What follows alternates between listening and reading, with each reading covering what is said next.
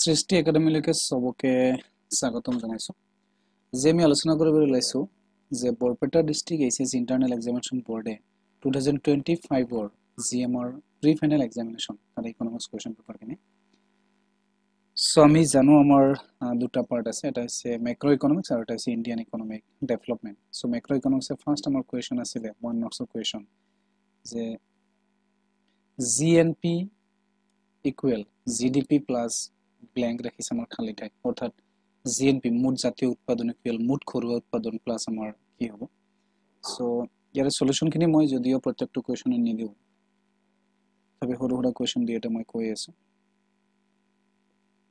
GNP equal GDP plus আমাৰ কি হয় এনএফআই আৰু এনএফআই আমি মানে জানো যে net factor income from abroad অৰ্থাৎ বিদেশৰ পৰা হোৱা নিগুত উপাদান আয় আমাৰ হয় সেকেন্ড 2 নম্বৰ কোৱেশ্চনত আমাৰ দিয়া আছে যে ডিফাইন ইন্টারমিডিয়েট গুডস সেকেন্ড দিছে আমাক ডিফাইন ইন্টারমিডিয়েট গুডস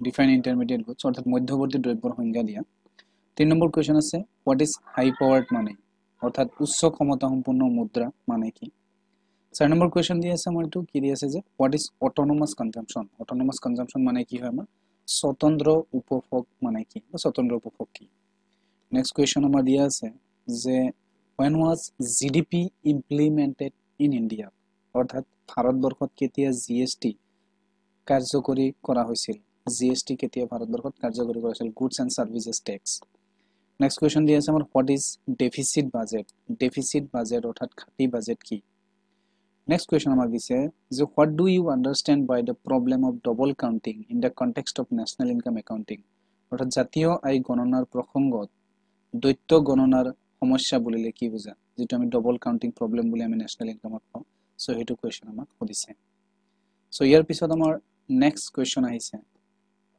2 নম্বৰ কোৱেশ্চনটো এটা অপচন দিয়া আছে আমাৰ আৰু সেই অপচনত কোৱেশ্চনটো আহিছে আমাৰ যে state the difference between real GDP and nominal GDP অৰ্থাৎ যেটো আমি প্ৰকৃত জিডিপি আৰু নামমাত্ৰ জিডিপিৰ মাজত পাৰ্থক্যটো লিখিবলৈ আহিছে আমাৰ নেক্সট কোৱেশ্চন দিছে যে mention two difference between micro and macro economics অৰ্থাৎ ব্যক্তিগত আৰু সমষ্টিগত অৰ্থবিজ্ঞানৰ মাজত দুটা পাৰ্থক্য লিখিব দিছে আমি এখিনি ফাৰ্স্ট ইয়াৰত মাইক্ৰো পাইছো লগতে আমি ম্যাক্ৰো ইকোনমিক্সৰ একদম ফাৰ্স্ট ইউনিটৰ টাইম পাই যাও ইন্ট্ৰোডাক্টৰি ম্যাক্ৰো ইকোনমিক্সৰ তাৰপিছত কোৱেশ্চন ইয়াৰ লগত অপচনটা আছে যে হোৱাট ইজ জিডিপি ডিফ্লেটৰ অৰ্থাৎ মুঠ ঘৰুৱা উৎপাদন সংকোচন মানে কি সংকোচন বা আমি যাক সংকোচক বুলি কওঁ ডিফ্লেটৰ নেক্সট আমাৰ এটা নিউমেৰিকেল প্ৰবলেমৰ পৰা আহিছে যেটো দিয়া আছে যে if the marginal propensity to consume of an economy 0.7 find out the value of multiplier অৰ্থাৎ আমাৰ কি যে এখন অৰ্থনীতিৰ যদি প্ৰান্তিক প্ৰৱণতা 0.7 হয় তেনেহলে গুণকৰ মান নিৰ্ণয় কৰা অৰ্থাৎ মাল্টিপ্লায়াৰ আমি যাক আমি কে ৰে ইন্ডিকেট কৰো আৰ এই কে এৰ ভ্যালু উলিয়াবলৈ দিছে আমাক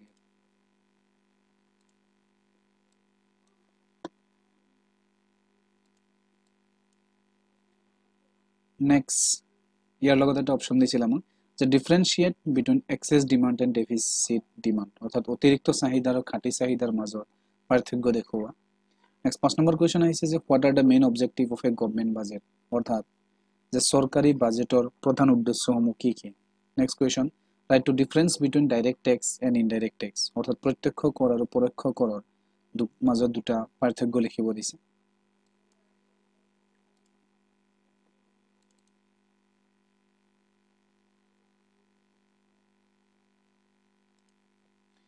নেক্সট কোৱেশ্চন দিছে আমাক যে write any two features of fiscal responsibility and budget management act 2003 অৰ্থাৎ ৰাজকোষীয় দায়িত্ব সম্পৰ্কীয় আৰু বাজেট পৰিচালনা আইন 2003 যিকোনো দুটা বৈশিষ্ট্য লিখা 7 নম্বৰ কোৱেশ্চন দিছে আমাক স্থিৰ বিনিময় হাৰৰ দুটা সুবিধা লিখিব দিছে অৰ্থাৎ state two merits of fixed exchange rate 8 number question আহিছে আমাৰ discuss the circular flow of national income in a two sector economy এখন দ্বৈত খণ্ডৰ অৰ্থনীতিৰ জাতীয় আয়ৰ সক্ৰিয় প্ৰভাৱ আলোচনা কৰা নেক্সট কোৱেশ্চন আহিছে আমাৰ explain the procedures of calculating national income by value added method অর্থাৎ আমাৰ যেটো আমাৰ মূল্য সংযোজন পদ্ধতিৰে জাতীয় আয় গণনা কৰা প্ৰক্ৰিয়াটো ব্যাখ্যা কৰা 8 নম্বৰ কোৱেশ্চন আছে 9 নম্বৰ কোৱেশ্চন আছে আমাৰ ডিফাইন মাৰ্জিনাল propensity to save অৰ্থাৎ যাক আমি MPS বুলি কওঁ শৰ্ট ফৰ্মত prove that MPC plus MPS equal 1 অৰ্থাৎ প্ৰান্তিক সঞ্চয় প্ৰবণতা কি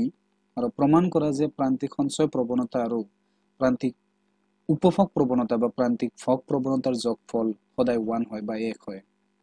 ইয়াৰ লগত অপচনত এটা কুৱেশ্যন দিছিল আমাক যে সামগ্ৰিক চাহিদা আৰু সামগ্ৰিক যোগান ধাৰণাৰ সহায়ত কেনেদৰে ভাৰসাম্য আয় আৰু নিয়োগ স্তৰ নিৰ্ধাৰণ কৰিব পাৰি। অৰ্থাৎ how equilibrium level of income and employment is determined with the concept of aggregate demand and aggregate supply. অৰ্থাৎ এডি আৰু এএছৰ জৰিয়তে আমি কেনেদৰে কি কৰোঁ ইকুইলিব্ৰিয়াম লেভেলটোক আমি ডিটাৰমাইন কৰোঁ সেই বিষয়ে আমাক কুৱেশ্যন সুধিছে। নেক্সট যদি আমি চাব যে 10 নম্বৰ কুৱেশ্যন আহিছে যে describe any two method adopted by the central bank to control the credit created by the economical bank.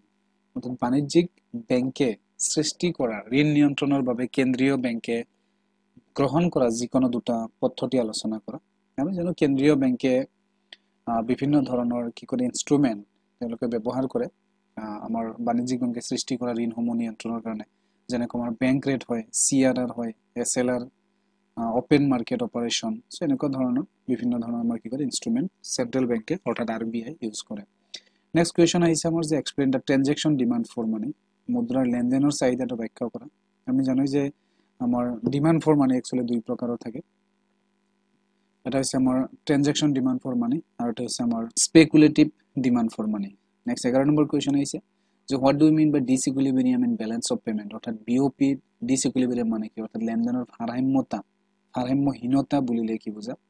ডিসইকুইলিব্ৰিয়াম বুলি কৈছে।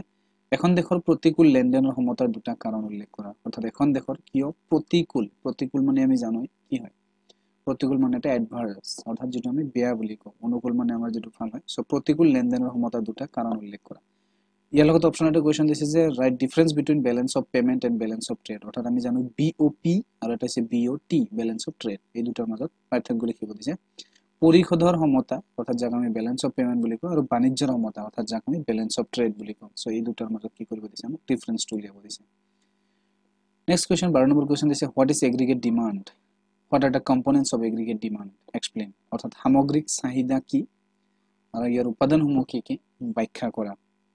নেক্সট আমাক এটা নিউমেৰিকেল প্ৰবলেম দিছে এগেইন, মই এছএমএছটো পঢ়াই দিছো।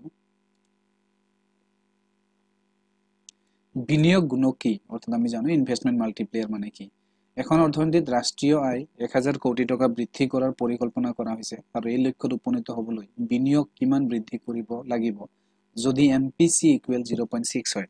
অৰ্থাৎ কি কৈছে যে এখন অৰ্থনীতিত কি কৰিব বিচাৰিছে যে আমাৰ নেশনাল ইনকাম বৃদ্ধি কৰাৰ পৰিকল্পনা হৈছে Y, অৰ্থাৎ নেশনাল ইনকাম যাক ডেল Y বুলি 1000 হ'ব। আৰু আমাৰ এই লক্ষ্যত উপনীত হ'বলৈ বিনিয়োগ কিমান বৃদ্ধি কৰিব লাগিব? অৰ্থাৎ আমি ডেল I ৰ ভ্যালু উলিয়াব লাগে আৰু যত আমাৰ MPC ইকুৱেল 0.6 আমাৰ দিয়া আছে। আমি এটা ফৰ্মুলা আমাৰ আছে যে K equal del Y by del I। So এনেকৈ আমি সেই ফৰ্মুলাটো ইউজ কৰিব নাইবা আমি অৰ্থাৎ আমি যেটো আমাৰ K ৰ লগত MPC আৰু MPS ৰ এটা ৰিলেশনশিপ আছে আমাৰ, অৰ্থাৎ K ইকুৱেল 1 বাই 1 মাইনাছ MPC নাইবা K ইকুৱেল 1 বাই MPS। এই ফৰ্মুলাটো ইউজ কৰি আমি ইয়াক উলিয়াব পাৰোঁ। নেক্সট আমাৰ part B Indian economic development. Part B আমাৰ 13 নম্বৰ কুৱেশ্যন। ফাৰ্ষ্টটো দিছে যে হোৱাট ইজ মিক্সড ইকনমি? মিশ্ৰ অৰ্থনীতি মানে কি? আমি জানো এইবোৰ পাইছোঁ। তাৰপিছত আহিছে যে what was the primary source of livelihood in India during the pre independence period. অৰ্থাৎ প্ৰাক স্বাধীনতাৰ কালচোৱাত ভাৰতবৰ্ষত জীৱিকাৰ প্ৰধান উৎস কি আছিল? এইটো আমি জানো কৃষি বুলি। What do you mean by global warming? গোলকীয় উষ্ণতা কি? Write the full form of NITI Aayog. নীতি আয়োগৰ সম্পূৰ্ণ ৰূপটো কি? অৰ্থাৎ প্ৰিফাইনালত এইটো আহিছে, নীতি আয়োগ কেতিয়া আহিছিল সেইটো আমাৰ সুধি দিব পাৰে। National institution for transforming India, সেইটো আমি জানো। আৰু যদি সুধে যে নীতি আয়োগ কেতিয়া আহিছিল সেইটো আমি জানো যে 2015ত আমাৰ নীতি আয়োগ আহিছিল। তাৰপিছত সুধিছে যে in which year the great leap forward campaign started in China. অৰ্থাৎ কোন চনত চীনত গ্ৰেট লিপ ফৰৱাৰ্ড অভিযান আৰম্ভ হৈছিল? আমি এইটো জানো 1958। What is the HDI rank of India in 2024? অৰ্থাৎ 2024 চনৰ ভাৰতৰ HDI স্থান কিমান? নেক্সট 14 নম্বৰ কুৱেশ্যন আহিছে আমাৰ যে ভাৰতৰ পঞ্চবাৰ্ষিক পৰিকল্পনাৰ দুটা উদ্দেশ্য উল্লেখ কৰা। পঞ্চবাৰ্ষিক পৰিকল্পনাৰ দুটা উদ্দেশ্য আমি বহুত কেইটা পাইছোঁ। নেক্সট 15 নম্বৰ কুৱেশ্যন যে right one positive and one negative impact of economic reforms in India. ভাৰতৰ অৰ্থনৈতিক যিটো সংস্কাৰ ইকনমিক ৰিফৰ্মছ 1991 চনত হৈছিল তাৰ এটা ধনাত্মক আৰু এটা ঋণাত্মক প্ৰভাৱ লিখা। তাৰপিছত আছে গোলকীকৰণ কি একচুৱেলি গোলকীয়কৰণ বা গোলকীকৰণ যেটো আমি গ্লোবালাইজেশ্যন গোলকীকৰণ কি আৰু গোলকীকৰণৰ এটা সুবিধা উল্লেখ কৰা তাৰপিছত কোৱেশ্চন আহিছে 70 নম্বৰ গ্ৰাম্য ঋণৰ দুটা অনানুষ্ঠানিক উৎসৰ নাম লিখা অৰ্থাৎ গ্ৰাম্য ঋণৰ আমি জানো যে দুটা সোৰ্স আছে এটা হৈছে ইনষ্টিটিউচনেল সোৰ্স অৰ্থাৎ যাক আমি আনুষ্ঠানিক উৎস বুলি কওঁ আৰু এটা হৈছে অনানুষ্ঠানিক উৎস অনানুষ্ঠানিক উৎস আমাৰ কি হ'ব পাৰে ৰিলেটিভছ হ'ব পাৰে মহাজন হ'ব পাৰে এনেকুৱা ধৰণৰ কিছুমান সোৰ্স আমাৰ আছে right to difference between human capital and human development মানৱ মূলধন আৰু মানৱ উন্নয়নৰ মাজত দুটা পাৰ্থক্য লিখিব দিছে ইয়াৰ লগত অপচন এটা কোৱেশ্চন দিছে যে মানৱ মূলধন উন্নয়নত শিক্ষাৰ গুৰুত্ব লিখা 19 নম্বৰ কোৱেশ্চন হৈছে যে what do you mean by agricultural marketing কৃষি বিপণন বুলি লিখিব যাব আমি কৃষি বজাৰ যেটো কওঁ নেক্সট কোৱেশ্চন আছে যে how has the minimum support price helped the farmers of India নিম্নতম যেটো আমাৰ সমৰ্থন মূল্য আমি যাক MSP বুলি কওঁ এই সমৰ্থন মূল্য ভাৰতীয় কৃষকক কেনেদৰে সহায় কৰিছে এই বিষয়ে মোক লিখিব দিছে তাৰপিছত কোৱেশ্চন আহিছে সেউজ বিপ্লৱৰ দুটা গুণ আৰু দুটা দক উল্লেখ কৰা গ্ৰীণ ৰিভলিউচন আমি এবাৰ পাই থাকো 21 নম্বৰ কোৱেশ্চন আহিছে যে ভাৰতবৰ্ষৰ বিভিন্ন প্ৰকাৰৰ নিবনুৱা সমূহৰ বিষয়ে লিখা আনএমপ্লয়মেন্ট সমূহৰ বিষয়ে লিখিব দিছে আৰু তাৰ লগতে এটা অপচন কোৱেশ্চন আছিল যে ভাৰত চৰকাৰে গ্ৰহণ কৰা চাৰিখন নিবনুৱা দূৰীকৰণ আঁচনিৰ নাম উল্লেখ কৰিব দিছে 22 নম্বৰ কোৱেশ্চন আহিছে যে সাস্টেইনেবল ডেভেলপমেন্ট অৰ্থাৎ বহনক্ষম উন্নয়ন কি আৰু ইয়াৰ লগতে আছে যে বহনক্ষম উন্নয়নৰ প্ৰয়োজনীয়তা চৰ্তসমূহ কি কি প্ৰয়োজনীয় চৰ্তসমূহ কি কি আৰু ইয়াৰ লগত অপচন আহিছিল যে ভাৰতত পাৰিপাৰ্শ্বিক অৱনতি ৰোধ কৰাৰ যিকোনো চাৰিটা ব্যৱস্থাৰ বিষয়ে লিখা 23 নম্বৰ কোৱেশ্চনত আহিছিল যে জনসাংখ্যিক গাঁথনিৰ নিৰ্দেশকসমূহৰ ভিত্তিত ভাৰত চীন আৰু পাকিস্তানৰ এটি তুলনামূলক টকা লিখা যেটো আমি আমাৰ ইণ্ডিয়ান ইকনমিক ডেভেলপমেন্টৰ আমি লাষ্ট ইউনিটত পাই যাও এটো যেটো আমি কম্পেয়াৰ উইথ নেইবাৰ্স বুলি এটা ইউনিট আছে সেইটো ইউনিটত তাৰপিছত আমাৰ কোৱেশ্চন এটা দিছে যে অৰ্গেনিক ফাৰ্মিং অৰ্থাৎ জৈৱিক কৃষি কি আৰু জৈৱিক কৃষি ব্যৱস্থা পৰম্পৰাগত কৃষি ব্যৱস্থাতকৈ কেনেদৰে অধিক উৎকৃষ্ট আৰু লাষ্ট কোৱেশ্চন আমাৰ মানৱ মূলধনৰ প্ৰধান উৎসসমূহ কি কি ভাৰতত মানৱ মূলধন গঠনৰ মূল সমস্যাসমূহ চমুকৈ আলোচনা কৰা এইকেইটা আমাৰ কোৱেশ্চন আছিল আৰু এইখিনিয়ে বৰপেটা ডিস্ট্ৰিক্ট অৰ্থাৎ যেটো আমাৰ ইন্টাৰনেল এক্সামিনেশন বোৰ্ড তেওঁলোকে এই কোৱেশ্চনটো দিছিলে কোৱেশ্চনটো বহুত আমি টান বুলি ক'ব নোৱাৰো একদম ইজি কোৱেশ্চন হয় সো আই হোপ ইয়াৰ পৰা নিশ্চয় আমাৰ 2025 ফাইনেল এক্সাম তাত কিছু পৰিমাণে হলেও সহায় কৰিব ধন্যবাদ যদি ভিডিওটো ভাল পোৱা then please subscribe the channel Srishti Academy.